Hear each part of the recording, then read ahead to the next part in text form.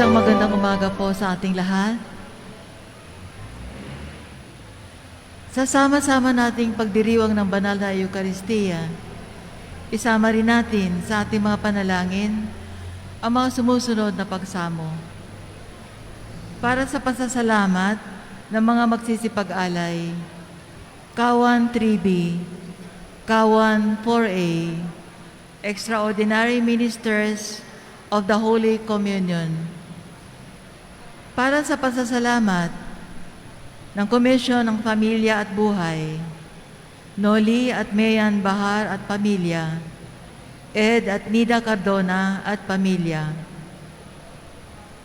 Ginoong Nick at Ginang Ineng de la Cruz at Pamilya, Ginoo at Ginang Nino at Diana Garcia at Pamilya, Ginoo at Ginang Roy Suratos at Pamilya, Aurelio at Tess Habasa at Pamilya, Ginang Cherry Tinesa at Pamilya, Ginoong Robert at Ginang Emma Kern at Pamilya, Carlina Laines, Melanie, Divina, Andrea Parinas at Pamilya, Ginoo at Ginang Nati Suba and Family, Ginoo at Ginang Donnie and Rani Espirida and Family, Ginang Leonida Bueto and Family, Ginoong Roberto Estrada at Ginoong John Robert Estrada.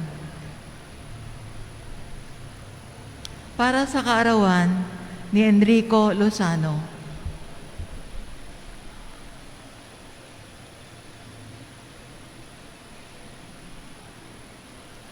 Para sa mga natatanging kahilingan ni Carmela de la Rosa. Para sa kapayapaan ng kaluluwa ng ating mga kapatid na yumao na sina Dionisio de Leon, Conrado, Rosa, Magno, Gilbert, Corazon, Bernadette, Oscar, Leonora, Armando, Patrocinia, Alejandra, Arturo, Norma, Tiburcio, Policarpio, Pedro, Pablo, Filomena, Antonina, Fernando, Rita, Jose, Leon, Clara, Perpetua, Clarita, Serapia, Nicolas, Maria, Faustino, Manuel, Hector Jr., Juan, Cecilia, Edgardo, Eglecerio, Rudy, Liberato, Leoncia, Rosario, Ligaya, Leoncia, Albado, Camille, Delan, Maria, Felipe, Milianes, Edgardo Liberato, Gerson Sr., Gerson Jr., Jason Guadalupe, Luningning, Narcisa, Gloria, Bernardino, Lady Joy, Gregorio, Leonita, Emmanuel, Maria Sian, at lahat ng mga kaluluwa sa purgatorio na wala nang nakakaalala.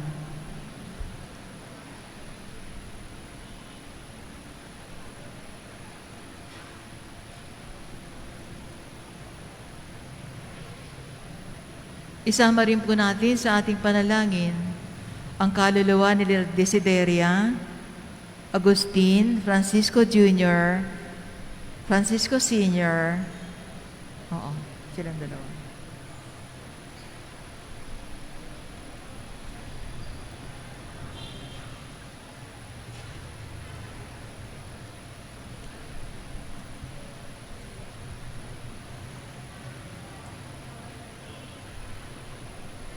Tayo po ngayon ay nasa ika-33 linggo sa karaniwang panahon. Sa inyong pagtitiis ay tatamuhin ninyo ang buhay na walang hanggan. Ang namumuno sa gobyerno ang dapat unang magsakripisyo para sa pagkakaisa. Sa liturhiya, Ang liturhiya ay katumbas rin ng salitang servitium sa Latin na ang kahulugan ay paglilingkod. Ayon sa pambungad na panalangin, paglilingkod na may kagalakan ang sumamba sa kapangyarihan ng Diyos. Itinuturo ng simbahan na ang malasakit sa politika ay naipapahayag sa diwa ng pagiging bukas sa lahat. Ang mga nasa pamahalaan ang dapat mangunang magpakasakit para isulong ang pag-uusap at pagkakaisa kahit man lang sa ilang usapin.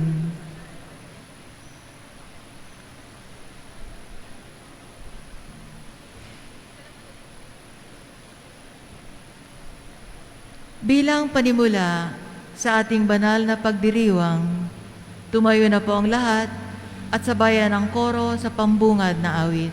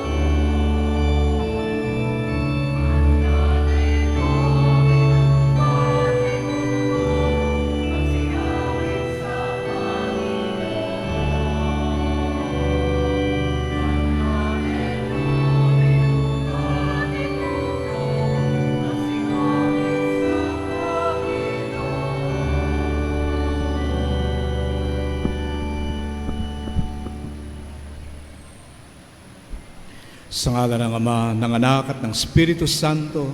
Amen. Ang biyaya ng ating Panginoong Kristo, ang pag-ibig ng Diyos, at ang liwanag ng Espiritu Santo ay sumainyong lahat. At sumayo rin. Sa panimula ng ating pagdiriwang, dumulog po tayo sa pagpapala ng pagkapatawad ng ating Panginoon sa panahon ng ating pagkukulang sa Kanya at sa ating kapwa.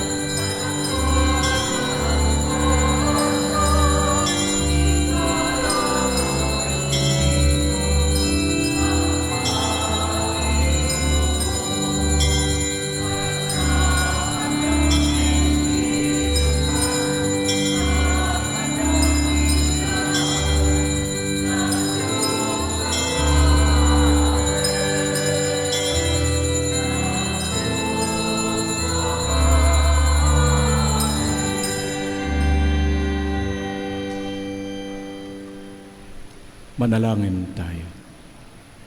Ama naming makapangyarihan, pagkaloob mong lagi naming ikaligayang ikaw ay paglingkuran, sapagkat walang maliw at walang kahulilip ang kasiyahan. Kapag sumasamba kami sa iyong kapangyarihang nagpapairal sa tanang sanlibutan sa pamamagitan ni Hesukristo, kasama ng Espiritu Santo, magpa sa walang hanggan. Amen.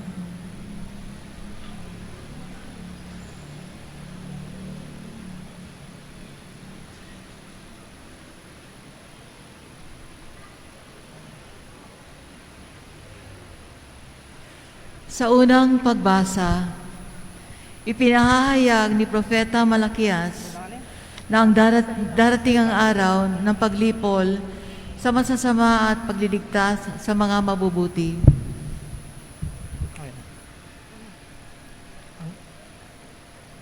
Ang salita ng Diyos mula sa aklat ni Propeta Malakias. Tandaan ninyo, darating ang araw na lilipulin ko ang mga palalo at masasama.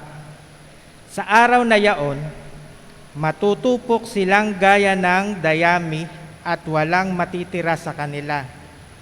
Sabi ng Panginoon, ngunit kayo na sumusunod sa akin ay ililigtas ko at pagagalingin ng aking kapangyarihan na lulukob sa inyo, gaya ng sinag ng araw. Ang salita ng Diyos. Salamat sa Diyos.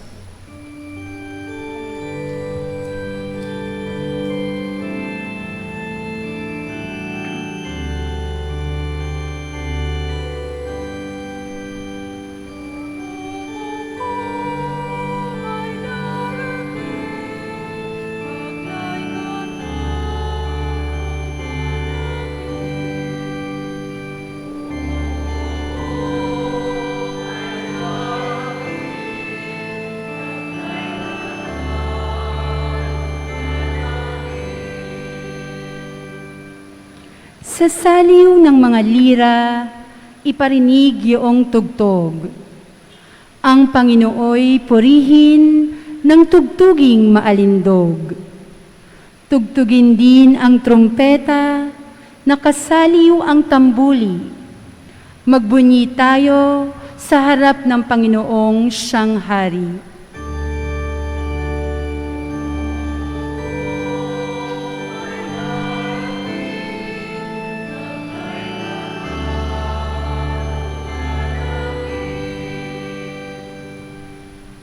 Umingay ka kalagatan, at lahat ng lumalangoy. Umawit ang daigdigan at lahat ng naroroon. Umugong sa palakpakan, pati yaon kalaliman. Umawit ding nagagalak ang lahat ng kabundukan.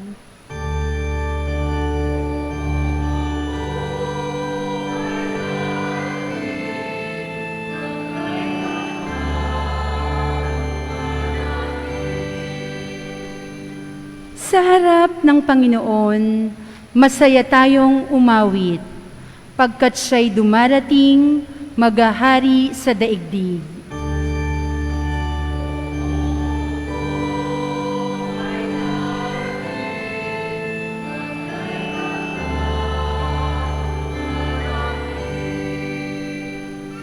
Panginooy siya'y huhukom, tanan sa kanya'y lalapit.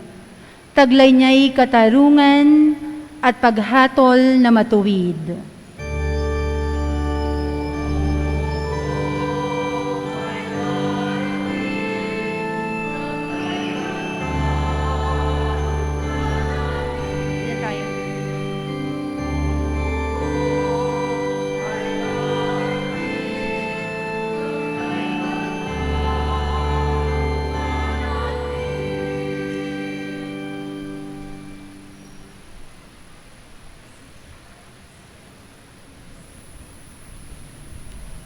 Sa ikalawang pagbasa, ipinangangaral ni Apostol San Pablo na habang naghihintay sa pagdating ng araw ng Panginoon, ang lahat ay nararapat pa rin gumawa tulad ng kanilang ipinakitang halimbawa. Ang salita ng Diyos mula sa ikalawang sulat ni Apostol San Pablo sa mga taga-Tesalonika. Mga kapatid, alam naman ninyo na dapat ninyong tularan ang aming ginawa. Hindi kami nahiyang magtrabaho nang kami nariyan pa. Hindi kami tumanggap ng anumang bagay kanino man nang hindi namin binabayaran.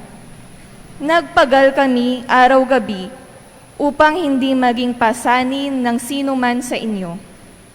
Ginawa namin ito hindi dahil sa wala kaming karapatang maghintay ng inyong tulong, kundi upang kayo'y bigyan ng halimbawang dapat sundan.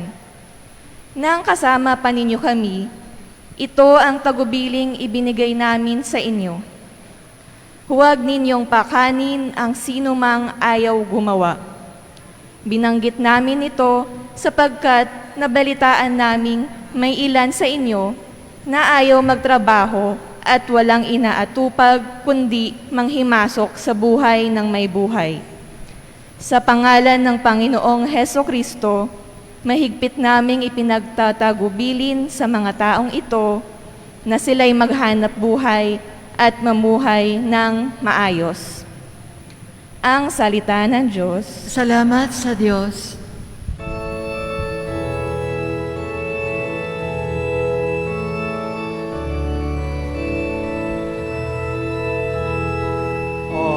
Alleluia, alleluia, alleluia, alleluia.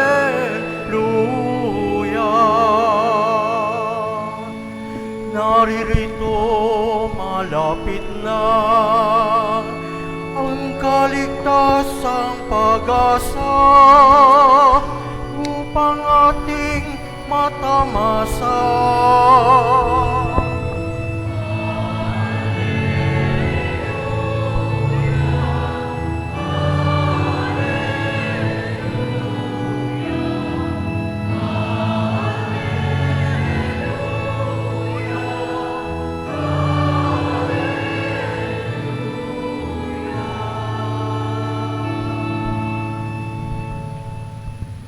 Sumayin niyo ang Panginoon. At sumayo rin. Ang pagpapahayag ng mabuting balita ayon kay San Lucas. Papuri sa iyo, Panginoon.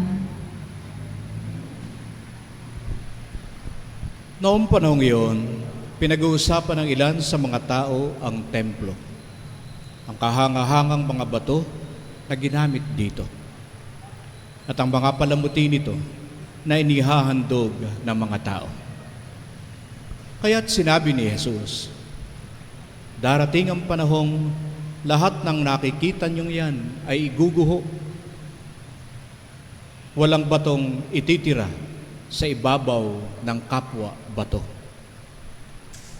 Tinanong nila si Jesus, Guro, kailan po ito mangyayari? At ano ang magiging palatandaan na ito ay magaganap na? Sumagot siya, mag-ingat kayo at nang hindi maligaw ninuman, sapagkat marami ang darating sa aking pangalan na magsasabi, ako ang Mesiyas, at dumating na ang panahon.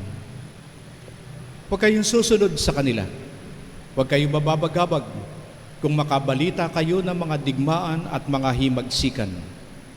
Dapat mangyari ang mga ito.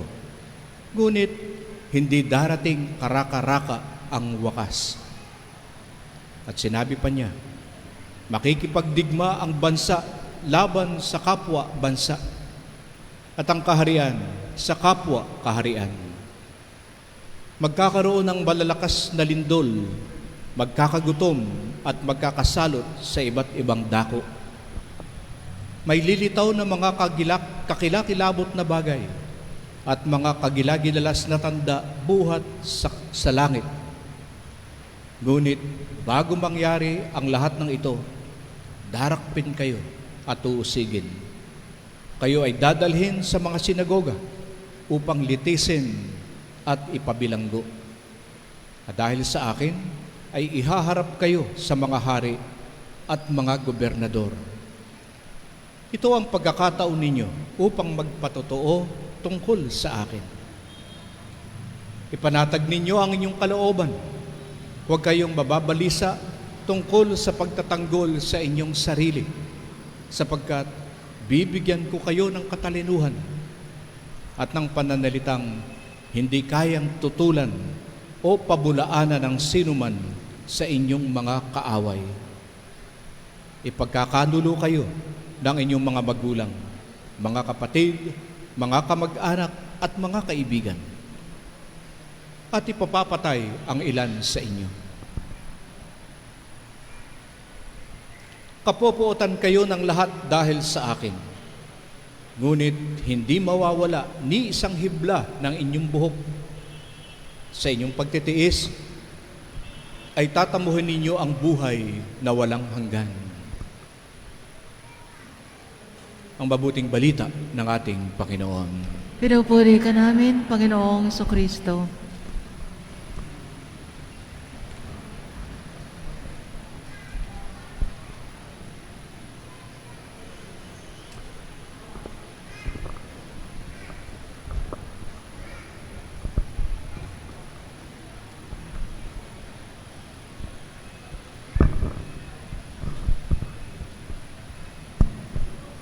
Magandang umaga po sa inyong lahat. Magandang umaga po, Father. Kung mapansin po natin, ang mga nagbasa ay ang mga pamilya. Kaya mula po ngayon, tuwing linggo ng alas 10 ng umaga sa ating pagdiriwang, ang mangunguna sa atin ay ang Commission on Family and Life. Kaya po sila yung mga nakatakda na magbasa. At ito po ay gagawin natin tuwing linggo, tuwing 10 o'clock. Sa Ebanghelyo po na ating natunghayan sa araw na ito, meron lang mga kung nais ipaliwanag. Kung mapapansin po natin, ang Ebanghelyo, sabi nga roon, magkakalindol ng malalakas. Mayayanig ang lahat. Digmaan, ito ay dadanasin ng tao. At sabi pa nga, mga kakilakilabot na bagay. Ito po yung isa sa tinatawag natin na bahagi noong kay San Lucas, sapagkat ito po ay kinuha kay San Lucas. Bahagi ito ng tinatawag nating apocalyptic literature o isang uri ng panulat. Kaya para higit nating maunawaan ito pong Ebanghelyo, una tingnan muna natin ang kahulugan ng salitang apocalypse. Nagmula po ito sa salitang Griego. At ang kahulugan ay lifting of the veil o merong isang lambong, merong takip. Kailangan tanggalin yung takip upang makita kung ano yung nasa sa loob. Tanggalin yung lambong o yung takip upang ipaunawa yung kahulugan. At dito rin po, kinuha yung salitang revelation sa antas ng relihiyon. Sabi nga po, a lifting of the veil, all revelation.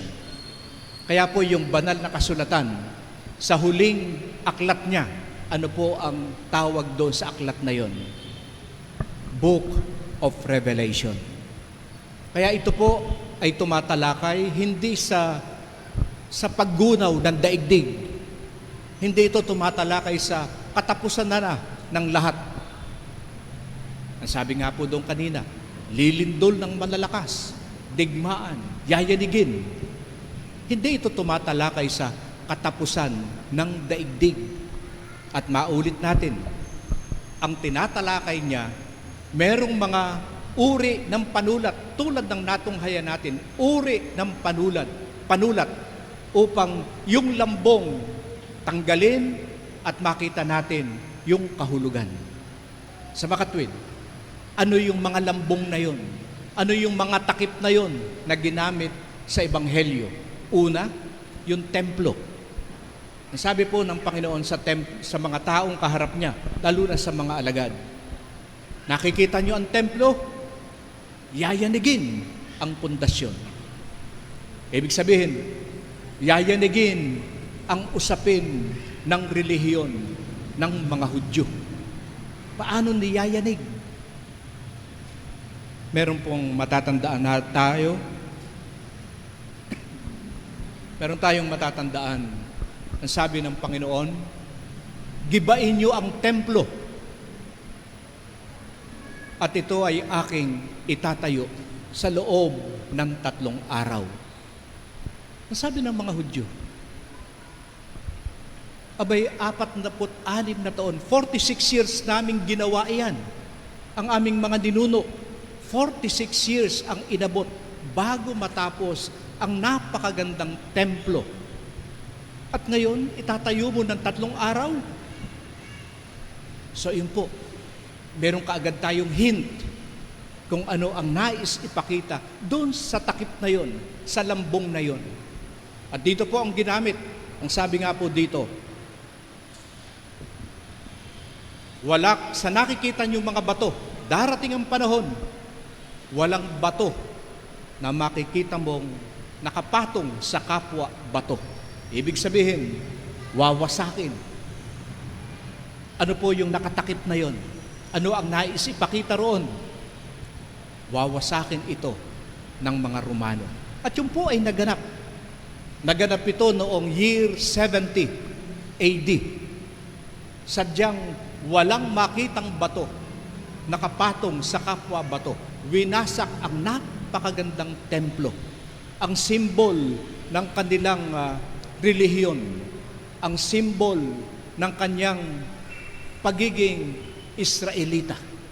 Winasak na lahat. Kaya ang tao po, ang mga taong kausap ng Panginoon, ano ang palatandaan bago ito maganap? Kaya ano ang magaganap sa pagitan ng sinabi ng Panginoon, nung oras na sinabi, hanggang doon sa 70 AD, 70 taon. Sa pagitan po na yon, ano ang magaganap? Ang sabi po ay, merong palatandaan. Ano yung palatandaan na sinabi? Napakatindi ng digmaan, napakatindi ng lindol, at kung ididiretso pa po natin yung pagbasa sa verse 25, makikita po natin doon, maging ang buwan, ang araw at mga bituin malalaglag. Babagsak ang lahat.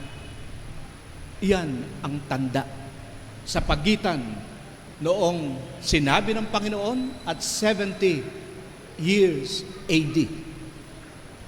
Kung checkin po natin yung history at maging ang science, hindi po ito naganap.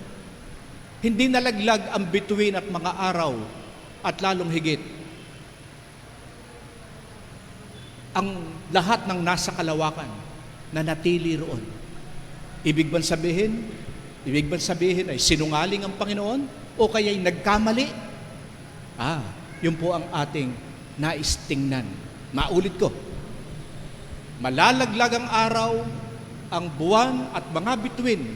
Yun ang pangalawang lambong. Ano yung nakapaloob doon? Nung unang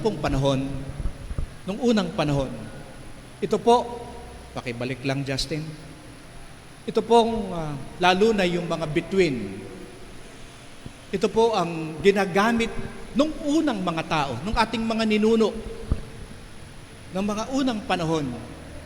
Pag sila'y naglalakbay, ang kanilang guide, walang iba kung hindi ang stars, ang mga bituin. Kahit napakadilim ng gabi, hindi sila maliligaw dahil tumitingin sila sa bituin. Yun ang kanilang guide. Kaya nga ang sabi, they navigate us. Binibigay sa atin yung direksyon at ang ating buhay sa paglalakbay. Sa wikang Ingles, they govern us. Siya ang nagkokontrol sa atin. Yun ang namamahala sa atin. maging sa kasalukuyang panahon. Ito po ay nagaganap. Halimbawa, ang mga mangingisda na sila po bihasa. Kailan kakati ang tubig o kailan ito lumalaki o lumiliit. Paano nila ito makikita? Sister Annie, alam yan. O Bando, alam nila ang pagsibol o ang itsura ng buwan. Alam nilang kakati ang tubig o liliit pagtingin nila sa buwan. Hindi ba karaniwan ng mga unang panahon, maging ang araw, ang posisyon ng araw, binibigay sa atin ang oras. So yun po, yun ang kanilang direksyon. At sa usapin ng relihiyon, sa usapin at sa parametro ni San Lucas, ano yung kanyang parametro? Bakit sinabing babagsak ang lahat ng iyan? Dahil ang magiging guide natin merong iba. Papalitan ang guide ng ating buhay sa antas ng spirituality, sa antas ng relihiyon. Merong ibang guide. So yun po yung pangalawa. Yung pangatlo po, sabi nga ni San Pablo, principalities and power, yung mga may kapangyarihan, yun din ay babaguhin. Babagsak din yun. Ang lahat ng kaugnay o may kaugnayan sa kamatayan ng ating Panginoon, ito po ay tuwirang konektado sa powers or principalities sa panahong iyon, lalo na ng mga Romano. Paano po iyon? Matatandaan po natin, tuwing magpapagaling ang ating Panginoon ng mga may sakit, ando doon palagi ang mga Pariseo. At ang ginagawa ng mga Pariseo, hinahanapan siya ng butas. Ano ang lalabagin na batas ni Jesus? Nasa ganoon, maisuplong natin sa mga Romano. At pag naisuplong, ang may karapatang magpataw ng kamatayan ay ang Roman Empire. Kaya lahat po, nung kasangkot sa kamatayan ng Panginoon, ito po, dito siya nakaugnay. Yung panahong iyon sa pamamahala. Ibig sabihin, yung kamatayan, ang panakot ng may kapangyarihan, sumunod ka sa amin. Kung hindi ka susunod, kamatayan ang aabutin mo. So yun ang panakot ng lahat. At ano po kung ito ang pangatlong lambong, ano ang ipinapakita roon? Higit sa lahat, ito po ay dapat nating unawain, maging sa kasalukuyang panahon. Paano po yun? Paano natin ito uunawain? They fall and cease to govern us. Babagsak ang lahat, ang kapangyarihan, maging ang kalawakan, ang nagbibigay sa atin ng guide. Papalitan ang lahat.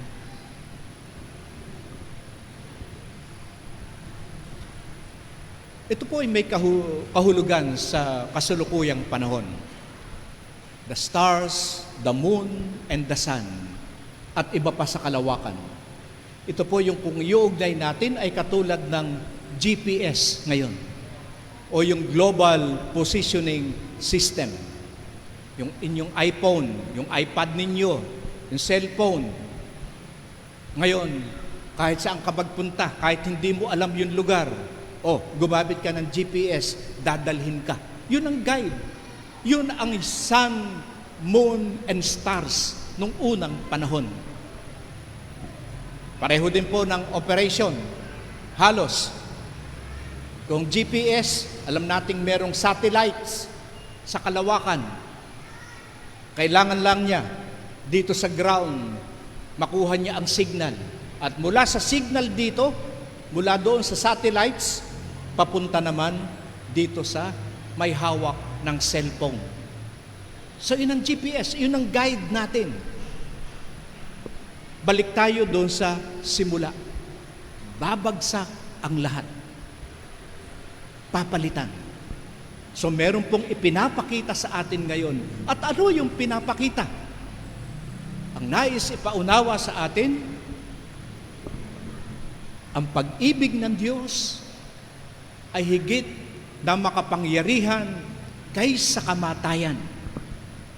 God's love is stronger than death. Yung inilalako ng sistema.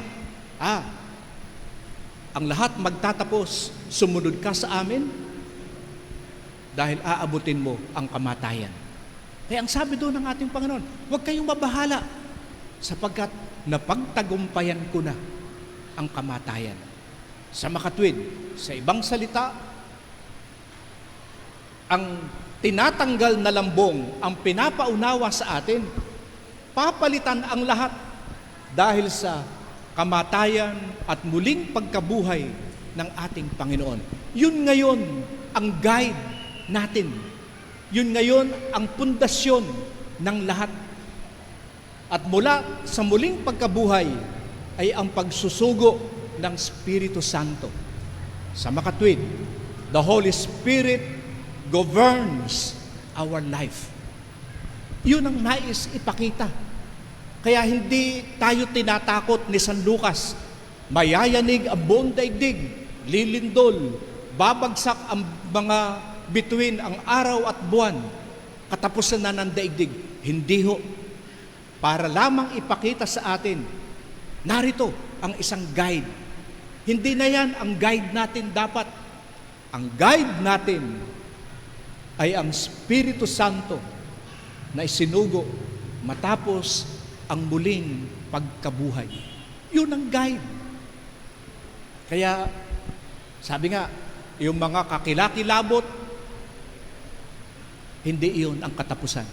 Sapagkat hindi iyon ang nais ipaunawa ni San Lucas. Kung ito po iuugnay natin sa kasalukuyang panahon, maging yung GPS, ito na nga ba ang ating nagiging guide? Sabi nga natin, parang iyan na ang ating buhay sa kasalukuyang panahon. Pagising mo sa umaga, ano po yung ating hinahawakang una? Cellphone ka agad. Ano po? Bago tayo matulog, nakakatulugan yung cellphone. Lobat na, gusto mo pang gamitin. Pagising mo, napapanaginipan mo pa. Pagising mo, iyon pa rin. Tingnan mo po sa kasalukuyang panahon. Ano mo, iyon na ang buhay natin. Parang napalitan na rin yung sakramento ng Eucharistia. Doon na lang tayo sa bahay. Nakaupo ka, nakahilata ka, nakapagsisimba ka. Kahit ano ang suot mo, andi diyan ka. Nakakapagsimba ako. Doon na tayo nakadepende. Ano mo, yun na ang guide nating lahat. Kaya, isa rin paalala. Bakit sa napakaraming pagkakataon, okasyon sa ating lipunan, anumang okasyon, dagsa ang tao. Hindi na natatakot sa COVID-19. Dagsa. Pero ang dahilan nila pagka nagsisimba, nakatatakot. Pero pagkakainan, kasiyahan, okay lang. Yun ang ating guide. Sinasabi sa atin, hindi yun. Hindi yun ang ating guide. Hindi yan ang nagkokontrol sa buhay natin. Tingnan mo po ang diwa at kahulugan ng misa. Unang-una, ito ay isang pagdiriwang. Mass is a celebration. Kaya pagdiriwang ito, nakikipagdiwang tayo, kasama tayo sa pagdiriwang. Kaya hindi tayo makukontento. Tama na. Dito na lang sa cellphone tayo magmisa. Dito na lamang tayo magsimba. Hindi na natin nakukontento na tayo. Hindi na natin natatanggap ang kabanal-banalang katawan ng ating Panginoon. Doon na lamang sa cellphone. So yun po yung sinasabi. Mayayanig ang lahat. Tayo'y maging seryoso. Ang banal na Espiritu Santo, siya ang gabay. Siya ang ating buhay. Karagdagan po doon ay yan ang dulot sa atin Minsan po doon sa Family and Life, merong nagsabi doon na isang tatay. Sabi niya, alam ninyo, dati-rati, ang hero, ang bayani ng isang paslit na bata, yung kanyang tatay. Kung merong Superman, tatay ko ang Superman. Merong Batman, ang tatay ko ang Batman. Alam na lahat, malakas ang aking tatay. Ngayon, hindi na. May problema ako, hindi na yung tatay ang kinukonsulta. Sino kinukonsulta? Si Mr. Google. Yun na ang aking hero. Hindi ko sinasabing huwag mong gamitin ang Google. Ang sinasabi ko sa iyo, ang guide. Ang guide, hindi lamang yung nakasulat at nadidinig, kung hindi yung tao, ang iyong ama. Yun ang guide. Ganon din sa antas ng relihiyon, sa ating buhay. Ang ating guide, ang ating buhay, ay ang Holy Spirit. Siya. Kaya maulit ko, binanggit ito, hindi para tayo takutin ni San Lucas. Mangamba kayong lahat. Ayan na, darating na. Lilindol. Matindi ang climate change. Tanda na ng katapusan ng lahat. Ang sinasabi, paulit-ulit kong babanggitin, ang bunga ng death and resurrection, ang banal na Espiritu Santo, yun ang babago sa lahat. Kaya sana po sa ating pagdiriwang ng misa sa umagang ito, minsan pa, doon natin ituon ang ating pansin, lalo na sa Ebanghelyo na ating natunghayan. Ang napaka-importante ay ang ating buhay, ang ating guiding post, ang Holy Spirit. Tatayo po tayo, ating dadasalin ang sumasampalataya. Sumasampalataya ako sa Diyos amang makapangyarihan sa lahat, na may gawa ng langit at lupa. Sumasampalataya ako kay Jesucristong isang anak ng Diyos, Panginoon nating lahat. Nagkatawang tao siya, lalang ng Espiritu Santo. Pinanganak ni Santa Mariang Birhen. Pinagpakasakit ni Poncio Pilato. Ipinako sa krus, namatay, inilibing. Nanaog sa kinaroroonan ng mga yumao. Nang may 3 araw, nabuhay ng magmuli. Umakyat sa langit, naluluklok sa kanan ng Diyos Amang makapangyarihan sa lahat. Doon magmumulang paririto at hukom sa mga nangabubuhay at nangamatay na tao.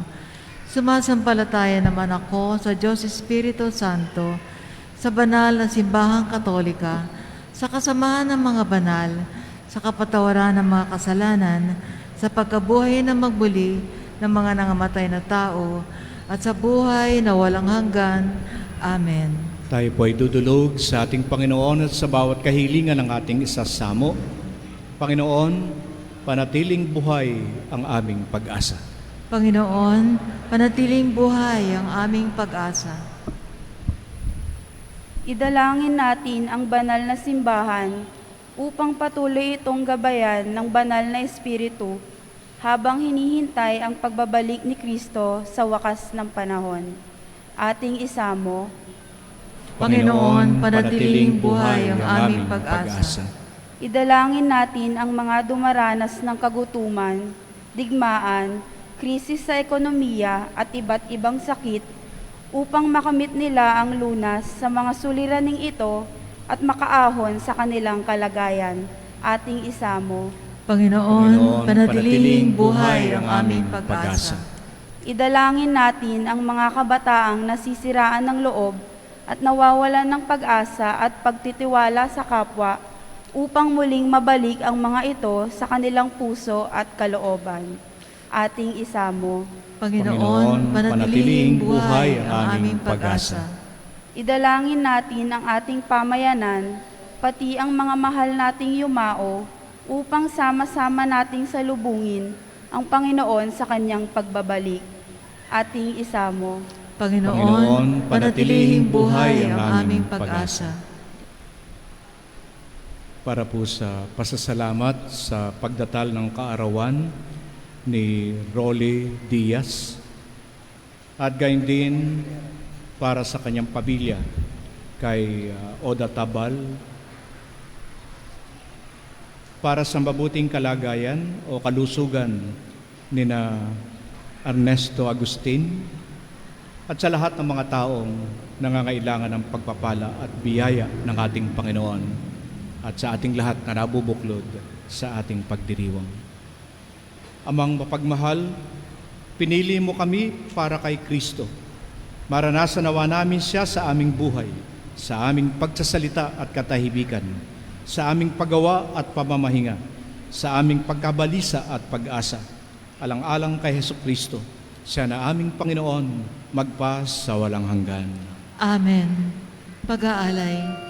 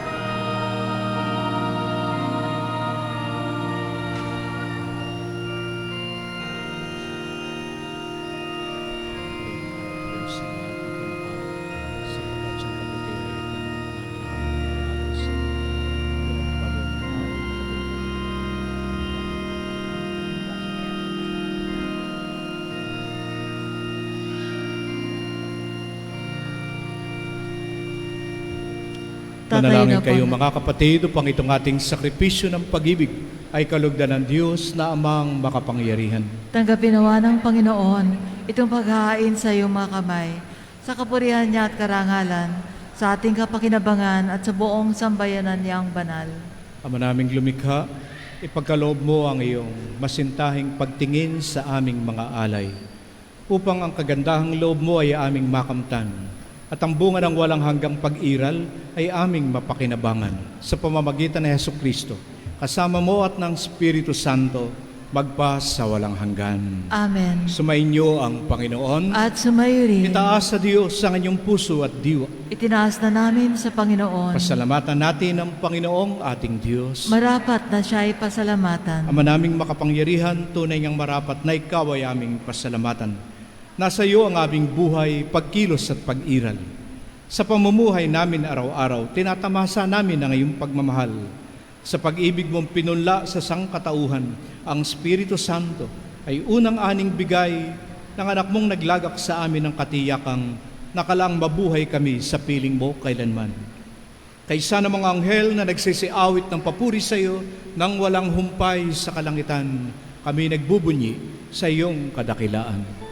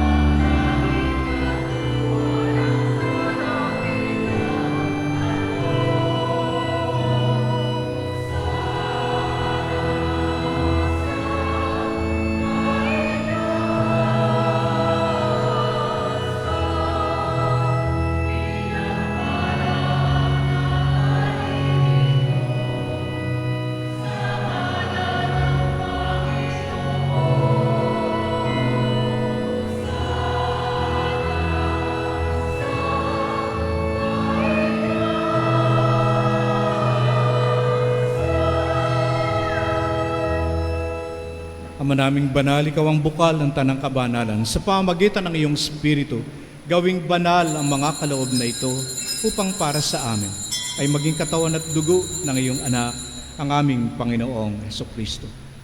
Bago siya pahirapan at magpakasakit, kinuha niya ang tinapay. Nagpasalamat sa iyo. Hinati iyon at ibinigay sa kanyang mga alagad ng bika. Tanggapin niyong lahat ito at kanin. Ito ang aking katawan na ihahandog para sa inyo.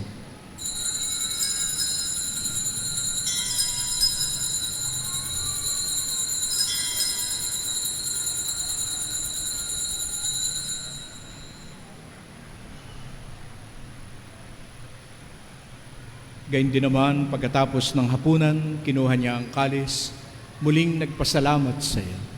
Binigay iyon sa kanyang mga alagad ng wika. Tanggapin niyong lahat ito at inumin. Ito ang kalis ng aking dugo ng bago at walang hanggang tipan. Ang aking dugo na ibubuhos para sa inyo at para sa lahat sa kapagpapatawad ng mga kasalanan. Gawin niyo ito sa pag-alaala sa akin.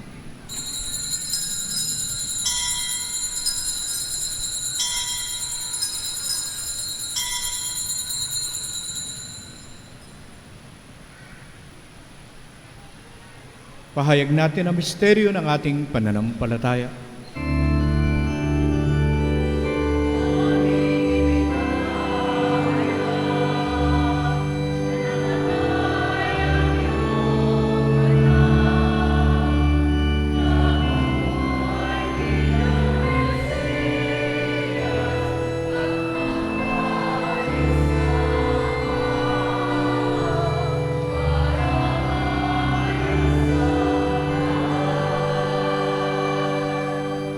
Ang mga ginagawa namin ngayon ang pag-alala sa pagkamatay at muling pagkabuhay ng iyong anak.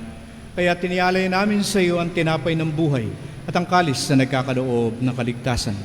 Kami nagpapasalamat dahil minarapat mo kaming tumayo sa iyong harapan upang sa iyo ay makapaglingkod. Sinasamo namin kaming magsasalo-salo sa katawan at dugo ni Kristo ay mabuklod sa pagkakaisa sa pamamagitan ng Espiritu Santo. Amalingapin mo ang iyong simbahang laganap sa buong daigdig. Puspusin kami ng pag-ibig. Kay San Francis na aming Santo Papa, si Dennis na aming Obispo at ng Tanang Kaparian. Alalahanin mo rin ang aming mga kapatid na nahimlay na may pag-asang sila'y muling mabubuhay. Gayon din ang lahat ng mga pumanaw. Kaawaan mo sila at patuloyin sa iyong kaliwanagan.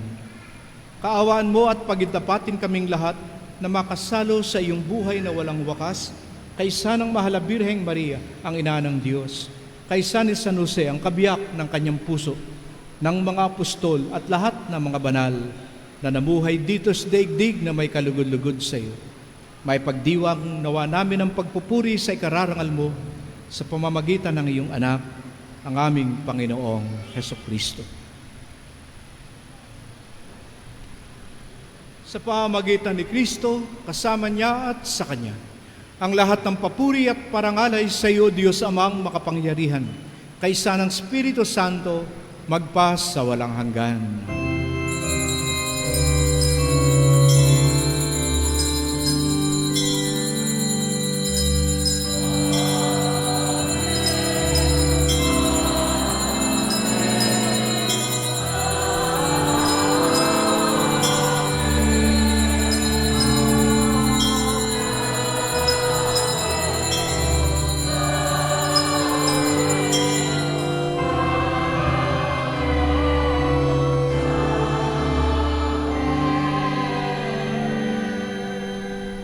Tandaan ng ating pagkakabuklod bilang iisang angka ng ating Panginoon, awitin po natin ang Ama namin.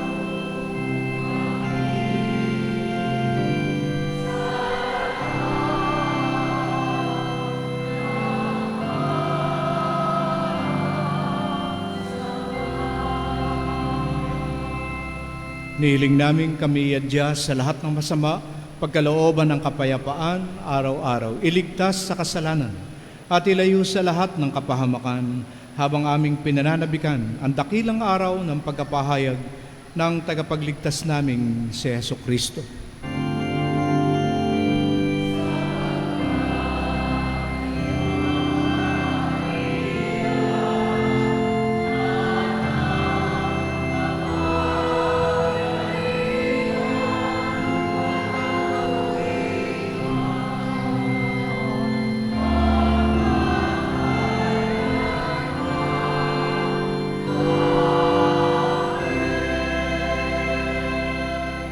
Panginoong Kristo, sinabi mo sa iyong mga apostol, kapayapaan ang iniiwan ko sa inyo, aking kapayapaan ang pinagkakaloob sa inyong lahat. Tungayan sana ang aming pananampalataya, huwag ang aming mga pagkakasala. Pagkalooban kami ng kapayapaan at pagkakaisa na ayon sa iyong kalooban, ikaw na nabubuhay at nagahari, magpas sa walang hanggan. Amen. Ang kapayapaan ng ating Panginoon ay lagi nawang sumainyo. At sumayo rin. Magbatian po tayo ngayon at maghangad ng kapayapaan sa isa't isa.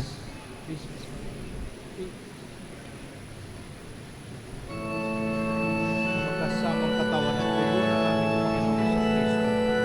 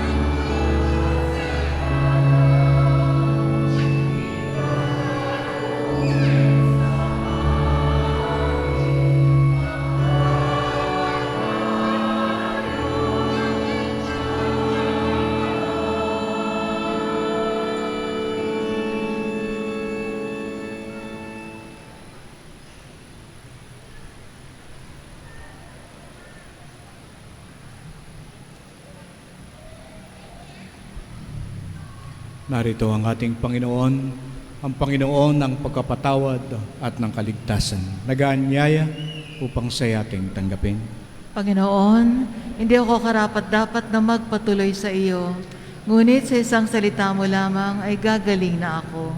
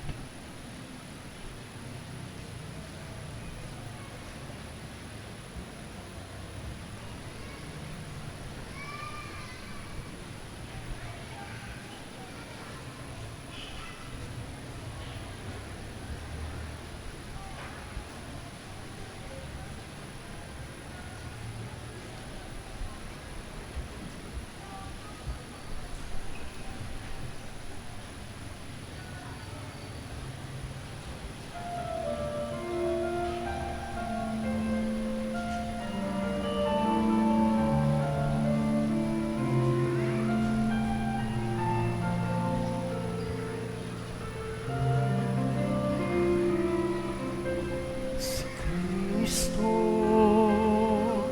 ang nagbigay kahulugan sa buhay ko.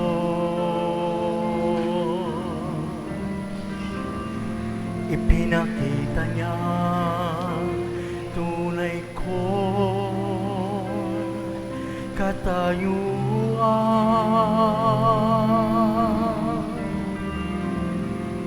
Iminulat niya sa akin ang aking patutunguhan.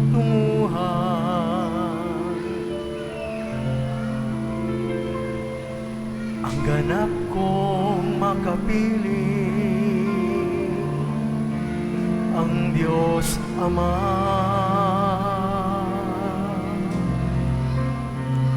Tayo'y kay Kristo, mabuhay man o mamatay, pagkat niyakap niya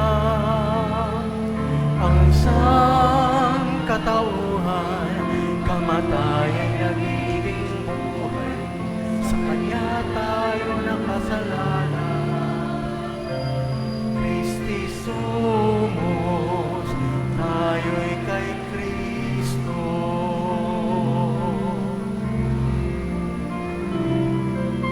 Tinawag niya tayo at pinili mula sa karamihan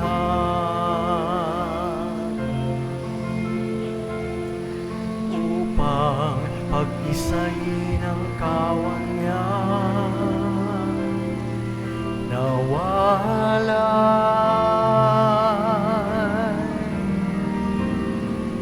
nang mamuhay ng sama-sama,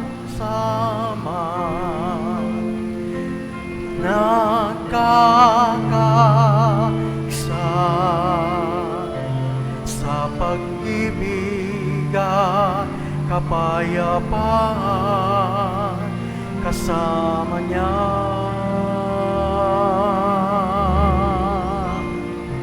Tayo'y kay Kristo, mabuhay man o mamatay, pagkat niyakap niya ang isang katauhan. tayo nakasalalay. Christi sumos, tayo'y kay Kristo. Sa diyang kapos ang ating pagkatao, upang tugdi ng tawag na maging lingkod. Ngunit walang pangamba, pagkat kapiling siya. Siya ang buhay ng aking buhay. Tayo'y kay Kristo, mabuhay man o mamatay, pagkat niyakap niya sa katauhan, kamatayan nagiging buhay. Sa Kanya tayo nakasalalay. Christi sumos, tayo'y kay Kristo.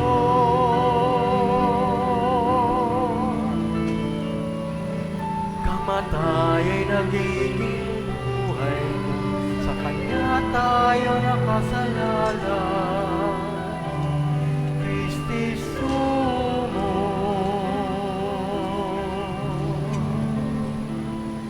tayo'y kay Kristo.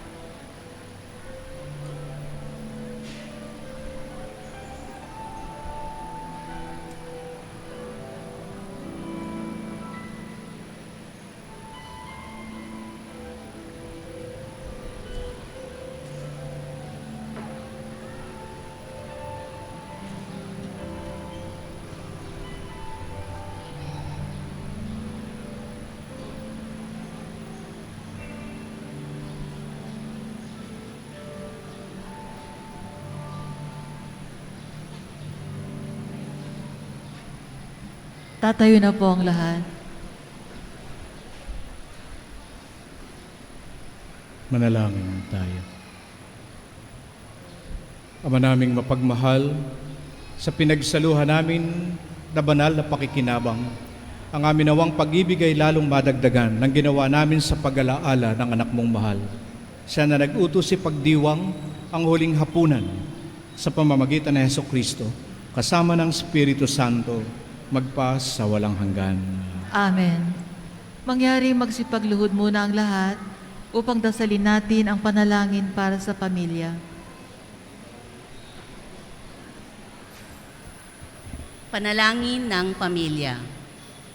Ama naming mapagmahal, sa iyo nagmumula ang aming mga angkan, dito sa lupa gaya ng sa langit. Ikaw, O Ama, ang pagmamahal at buhay, sa pamamagitan ng banal mong Espiritu, igawad mo na bawat pamilya dito sa daigdig ay maging puok-kublihan ng buhay at pagmamahal. Tulungan mo ang mga mag-asawa.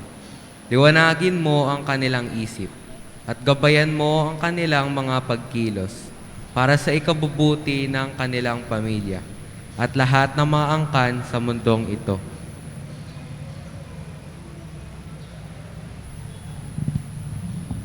Matagpuan nawa ng mga kabataan sa kanilang pamilya ang matatag na sandigan ng kanilang katauhan at ang lahat ng tulong ng kanilang kailangan upang lumago sa katotohanan at pag-ibig. Naway matagumpay ang pagmamahal na iginawad sa sakramento ng pag-iisang dibdib laban sa lahat ng mga suliranin mga kahinaan at mga pagsubok na dumarating sa kanilang buhay.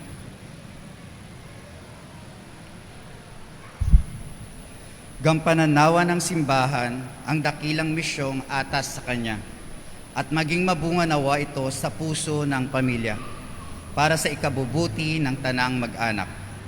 Hinihingi namin ito sa pamamagitan ni Kristong aming Panginoon. Amen. Maria, aming Ina, panalangin. San Jose,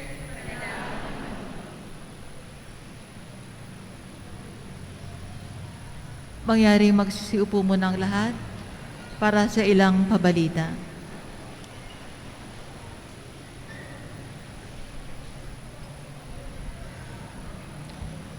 Pagdiriwang ng Kapistahan ng Kristong Hari 2022. Una, ang nobenaryo sa Kristong Hari ay nagsimula noong November 11 at matatapos sa November 19. Ang mga misa sa November 11 to 19, Lunes hanggang Biyernes, ay gaganapin sa bawat kawan sa ganap na ika-4 ng hapon. Wala po tayong misa sa simbahan sa mga araw na nobenaryo, maliban kung araw ng Sabado at Linggo. Ikalawa, Bisperas ng Kapistahan, November 19, araw ng Sabado. Ang misa ay gaganapin sa Kawan 6B sa ganap na ika-6 ng gabi sa bisita ng San Roque, Sitio Kabatuhan. Pagkatapos ng misa, sa ganap na ika-7 at kalahati ng gabi, ay sisimulan na ang magdamagang pagtatanod, bihilya sa Santisimo Sacramento. Sa araw ng Kapistahan ng Kristong Hari, November 20, araw ng Linggo, ang maringal na prosesyon ng Santisimo Sacramento ay gaganapin sa ika-4 at kalahati ng umaga patungong simbahan at susundan ng misang maringal sa ika-6 ng umaga.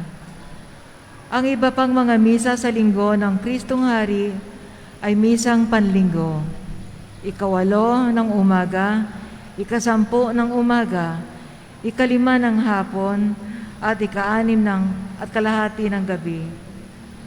Maraming salamat po at magsitayo na po ang lahat. Nais po nating pasalamatan ang Commission on Family and Life sa pangunguna ni na Brother Nick at Sister Ineng at ang bawat pamilya na ngayon po ay namuno at kasama natin sa ating pagdiriwang. Pasalubungan po natin sila ng sa masigabong palakpakan.